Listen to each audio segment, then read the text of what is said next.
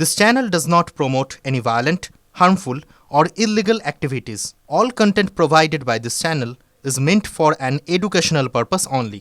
কখনো সেভেন সিস্টারকে বিচ্ছিন্ন করার হুঁশিয়ারি, কখনো বা ভারত ভেঙে গ্রেটার বাংলাদেশ তৈরির স্বপ্ন। ভোটের গরম আবহে এটাই পদ্মাপাড়ের বেনজির চিত্র।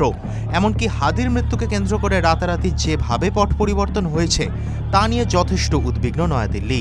শনিবার এই আবহেই ভারতের চিফ অব আর্মি স্টাফ বা সহজ কথায় সেনাপ্রধান জেনারেল উপেন্দ্র দ্বিবেদীকে ফোন করলেন বাংলাদেশের সেনাপ্রধান ওয়াকারুজ্জামান। ঢাকা টু নয়াদিল্লি আন্তর্জাতিক কল, কিন্তু কি কথা হলো তাদের মধ্যে? সর্বভারতীয় সংবাদ মাধ্যম নিউজ 18-এর একটি প্রতিবেদন অনুযায়ী বাংলাদেশে থাকা সমস্ত ভারতীয় সম্পত্তি নিরাপদে রয়েছে বলেই জেনারেল দ্বিবেদীকে জানিয়েছেন বাংলাদেশের সেনাপ্রধান।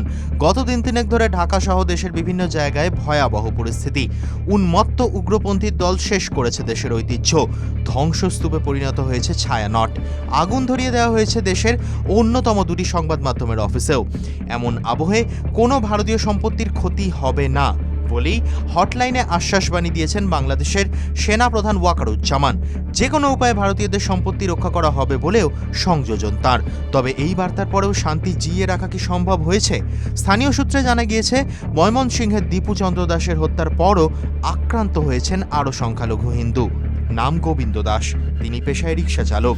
শনিবার তার হাতে লাল সুতো দেখে বেধড়ক মারধর করে জামাতে ইসলামের কিছু নেতাকর্মী। গণপিটুনি দিয়ে মরণাপন্ন অবস্থা করা হয় তাকে উদ্ধার করতে ছুটে আসে পুলিশ। আপাতত হাসপাতালে ভর্তি ওই রিক্সা চালক। চোখে বুকে গুরুতর আঘাত, জমে মানুষে চলছে টানাটানি। TV9 Bangla digital.